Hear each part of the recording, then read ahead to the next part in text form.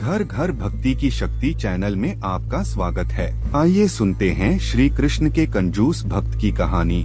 जब श्री कृष्ण ने उसकी कंजूसी देखकर उसका हाथ पकड़ लिया। एक बार एक कंजूस सेठ करोड़ी मल था। कंजूसी में उसका हाल ऐसा था कि चमड़ी जाए पर दमड़ी ना जाए। वह श्री कृष्ण जी का भक्त था।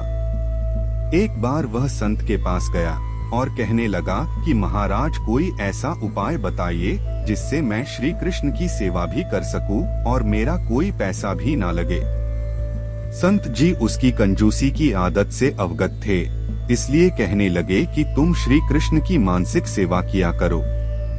ऐसा आभास करो कि जैसे तुम श्री कृष्ण महाराज के लड्डू गोपाल विग्रह को स्नान करवा रहे हो, उन्हें सुंदर वस्त्र धारण करवा रहे हो, उन्हें भोग लगा रहे हो। यह सब तुमको मानसिक रूप से करना होगा, इसलिए इसमें कोई कंजूसी मत करना।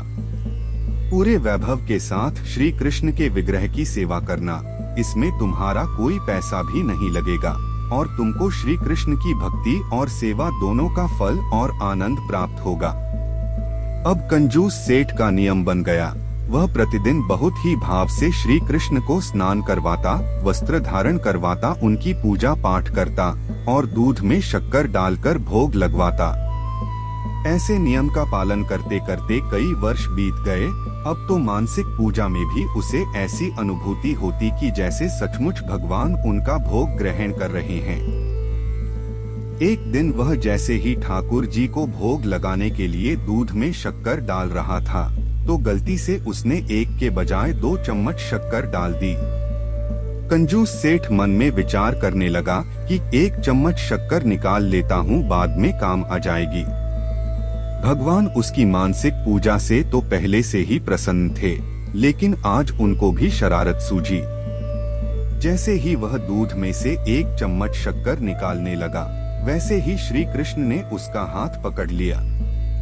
भगवान कहने लगे कि रहने दो ज्यादा शक्कर, तुमने कौन सा कोई पैसा खर्च किया है।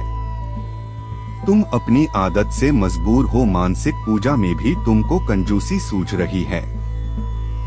श्री कृष्ण का साक्षात स्पर्श पाकर वह भक्त धन्य हो गया। उस सेठ की आंखों में आंसू आ गए। उसे यकीन नहीं हो रहा था कि भगवान श्री कृष्ण जी उसे दर्शन देने आए हैं। उस सेठ ने भगवान का अच्छे से दर्शन किया और रोज खुशी खुशी सच्चे मन से वह भगवान की सेवा करने लगा। अब वो कंजूस सेठ भगवान श्री कृष्ण जी की भक्ति में किसी भी प्रकार को कंजूसी नहीं देखता और गरीबों को जरूरत का सामान दान करता है। इसीलिए कहते हैं, नियम का जीवन में बहुत महत्व है। जीवन में कोई ना कोई नियम जरूर अपनाना चाहिए। यह कंजूस सेठ भी अपनी मानसिक पूजा के नियम के कारण ही श्री कृष्ण का साक्षात दर्शन पा सका। क्या आपके भी जीवन में कोई ऐसी घटना घटी है जिससे आपको भगवान की उपस्थिति का अनुभव हुआ हो? क्या आप भी भगवान श्री कृष्ण जी के दर्शन पाना चाहते हैं? दोस्तों, कैसी लगी ये कहानी हमें कमेंट करके जरूर बताएं। अगर आप लोगों को ये कहानी पसंद आई हो तो कृपया करके वीडियो को लाइक करें, शेयर करें और चैनल को सब्सक्राइब करें। जय श्री कृष्ण। राधे राधे।